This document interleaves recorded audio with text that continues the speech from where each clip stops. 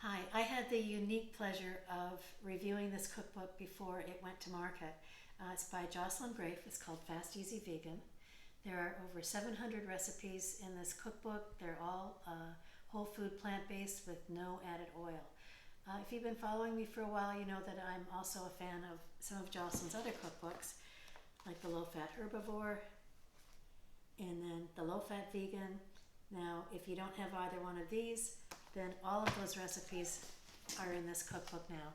I'm going to drop a link where you can find the cookbook on Amazon. If you're interested in the smaller two, I think there's an Etsy link that I can share with you.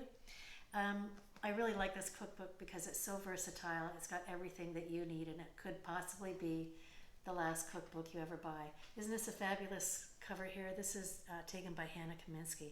I think it's just gorgeous with these radishes, and it happens to be one of my favorite vegetables too. So today I'm making the Lemony Artichoke soup on page 138. I do add a few more of my own ingredients because I like a little bit heartier soup.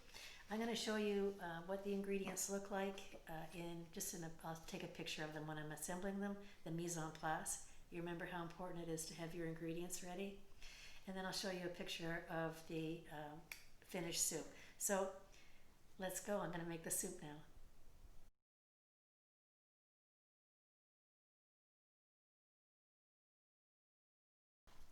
So here's the lemony artichoke soup. This really reminds me a lot of the national Greek soup, which is called avgolemino, because of the intense lemon flavor. So I'm just going to garnish this with a little bit of fresh parsley. This is lunch for me. It's very filling. I've added a little bit of millet and some extra potatoes to this.